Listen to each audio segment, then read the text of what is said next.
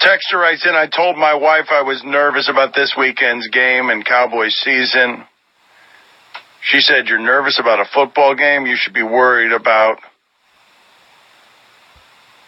how we are going to pay for our child's college education. Our son is 7 months old. Hashtag, she's that guy. She's that guy. What a terrible response. Maybe the real reason Mike was crying wasn't because he was reacting to Cynthia's reaction, but because that's what happens when you get married. I'm worried about the Cowboys game. You should be worried about our son's college education. It happens. It starts happening right after the honeymoon. That's when it starts happening. You'll get like that 2-week, honeymoon, and then you think this is the greatest thing ever, okay? And then you get home. And I love how you're you get back to reality. I love how you're explaining this And then it starts. as if this is everyone's You're reality. speaking in absolutes. I've been married for 5 years. I'm not experiencing what you're experiencing. Well, but wait till You the will. kids. Wait till the kids. Kids might change things, yeah. You will. But he's like saying it starts at the honeymoon. You didn't pop out a kid during this honeymoon. It starts anywhere between, let's say, 2 weeks to 1 year into your marriage. You'll see. Guillermo, put that on the poll. When does it start?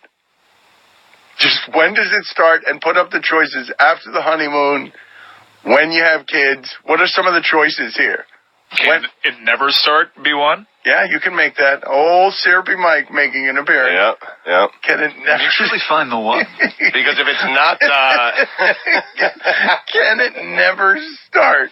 Actually, make that a different poll and make that no and no. Make that, can it never No and start? hell No and hell no. because if it's not the kids' college fund, it's life insurance, it's all kinds of things. I mean, my wife went in on the life insurance early, which got me thinking. Do you think she's plotting to kill you? She's on my list of 10. She's on the list of 10. Really?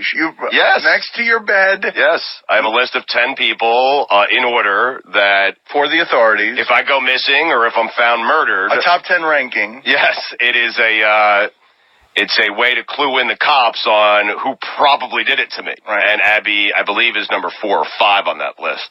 Wouldn't she know about this list? If she killed you, why didn't she just get rid of it? More than one copy. Oh. Look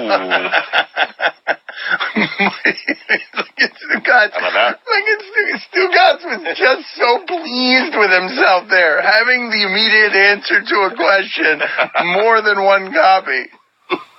The other one, of course, is locked away in her safety deposit box. I got her. Copy stapled to the original. I've thought of everything. There is more than one copy, which she also knows how to find those. Because none of my life is my own.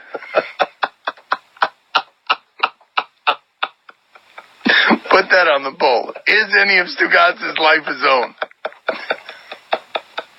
Mike, what are the choices? What are the choices on when does it end or when does it start? I guess when does it start? After the honeymoon?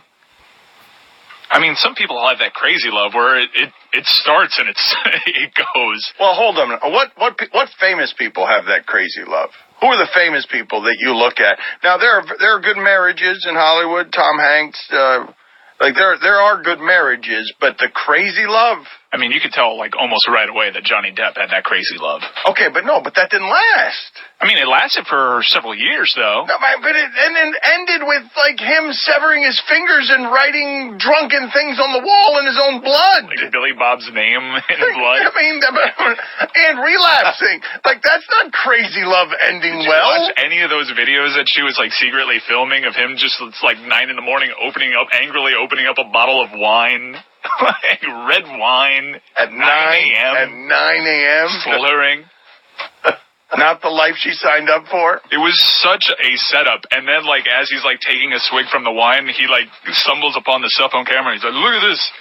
Like, you're trying to nab me. Like, he sees the cell phone and he just smacks it. But the video still exists. In terms of, this is always a dangerous thing, right? Because we've had some fun with public illness when it comes to Manziel, Charlie Sheen, David Hasselhoff, I always feel a little bit of remorse. The late night shows had a lot of fun at Amy Winehouse's expense. Mm-hmm. You can't really go back and fix that once someone has died, and you've helped contribute to that with your late night jokes because of how uncomfortable she was with everything that came with fame. But where can you point to it and be okay with it? Because we had a lot of fun at Hasselhoff's expense. Groping for that hamburger in front of his daughter in a drunken stupor while laying on the floor, and that was the height of his lowest moment. That was the worst. And we had a lot of fun at the expense. And some of that stuff is happening now with Manziel. Is it ever okay? Because Johnny Depp, opening a wine bottle at 9 o'clock in the morning and writing Billy Bob's name in the blood from your fingers on the walls, the details are so amazing that you can't help but kind of laugh at them the same way that you laugh at Gerald Finnernan, the 1994 airline passenger who climbed up on a beverage cart and was so mad at the stewardesses that he pooped on it. I read that article the other day. It's why I remember the guy's name. Weird. I don't remember it from 20 years ago. Although that behavior is something that would be etched in your mind. Old business executive from Britain, Gerald Finneran.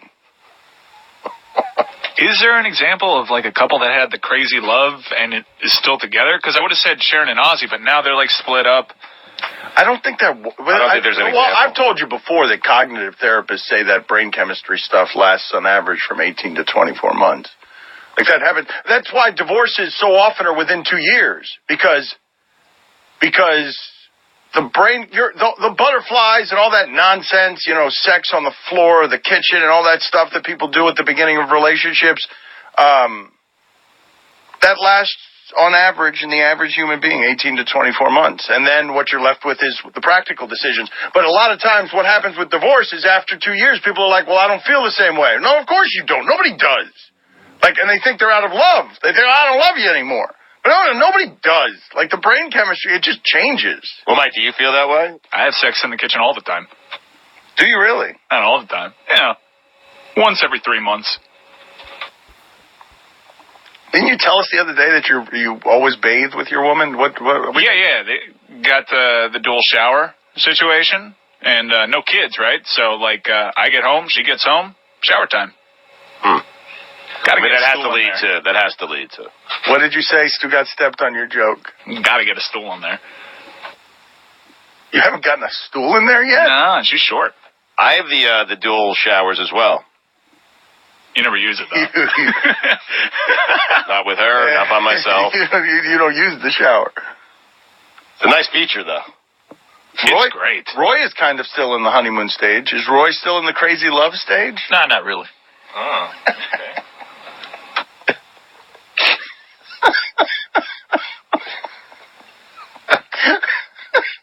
How we do it? You should really look at installing a second shower head. Yeah, that's a good idea. It didn't help me. I do feel like that's one of the secrets to a healthy marriage. Dual showers. It's great. No, man. I think some people would say just shower on your own. Really? That you need some space. Yes. All right, put that on the poll too at Levitard Show. After X number of years, do you want to shower with your spouse, or do you want to be left alone in the shower so that you can have 5 minutes to yourself, so that you can touch yourself while thinking about other women? Wait, what? You want the poll to read exactly that way? Yes. Just type it out and whatever characters get left off. I wanted to read exactly as I just said it. Guillermo signed that afterwards. At Levitard Show. No, they're playing. No, seriously. There are times. Am I being dope about this? I think we absolutely have a disconnect. I think Mike's the weirdo on this one. The idea that after this many years you want to come home and shower with your wife and you don't want like the space of being alone in the shower for a few minutes. I mean, I could see you doing it once in a while. No, right? yes, once in a while. Yes, shower. once I'm in a while. totally with you. Yes. Once in a while, for sure. Once in a while. Yes. But every time, I might be the weirdo here. I think you might be. Mm-hmm. Like if she wants to shower and knows you're not going to be home for 15 minutes, will she wait for you to get home? Yeah, That's wait. weird, Mike. She'll wait. Sorry. Texted me yesterday. Did you shower already? Whoa. Sad face. No, but no, wait a minute. I don't think it's weird. Like, it might be crazy love. Mike might have enduring crazy love. I mean, we're not just crazy. No, we're not that couple that like you can't have at a party because they might just tear each other's clothes off. We're not like that, but we enjoy a nice warm shower. No, but you might have them at a party, and you might not. Your shower might not be safe because both of them got shower fetishes, and they might run upstairs. Allison, did you want to get in here? You were leaning into the microphone. And you were just talking about proposals, and I think you remember what happened to me when during my proposal. Oh, go ahead and tell that's the a great people. story. I didn't realize you wanted. Well, I don't know if I could say it because Well, it's too late now, Allison. well, I don't know how to say it. That when I was proposed to, it was a very romantic moment on the beach. He took me to the beach, and there was one thought that went through my mind when he proposed to me in this really romantic moment, and I can't say the one word. I can't say it. It was bleep. It was bleep. It was not. She was not moved by, and she said yes. By the way, after that. Allison has a great story about enduring love. The one that you were telling us in the studio about your grandparents. Can you share that real quick? Yeah. No, this is a terrible story. My grandparents were married for 50 years, and I was working on a radio show with Scott and Sid, and they were talking about how that's not realistic to be married that long and to be in love for that. And I was like, no, my grandparents loved 50 years. I was probably in my low 20s at the time. And I said, call my grandmother. She'll tell you that this enduring love. So called my grandmother on the air, and she revealed that my grandfather had cheated on her entire marriage. And I was like completely on the air. On the air. She was like, oh, he had girlfriends his whole life. I knew them. What do you mean? And I was devastated. I was like stunned. I'm like, my grandparents like this. Yeah, it was. Love yeah. isn't real. Yeah. Speaking of stunned by naivete in your adulthood, I want you to imagine what I'm about to say to you, because I was, no lie, 30 years old the first time I saw my parents have a fight. And it wasn't because they didn't fight. It's because my mom made a point in terms of unified front of never allowing us to see them fight when we were growing up. That's cool. Well, except, here's the part where it's not. I'm 30 years old. I'm a grown-ass man coming back from doing the sports reporters.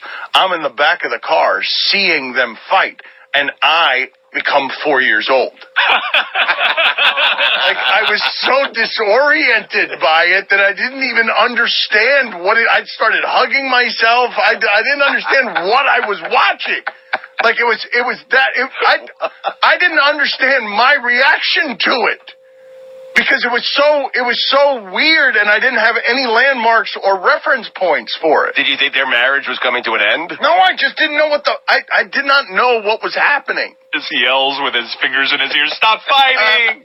I was just, it triggered something in me that I did not know was in me. Like, I was recoiling in the back seat. It made me think of the gesture I made when the dog died in my hands, and the guy next to me pulls up and he says, Dan Le Batard, shirtless at a stoplight at 1 o'clock in the morning. Like, it was like shame and discomfort in my own skin and like trying to move away from the situation. Allison, that's not the response you're supposed to have.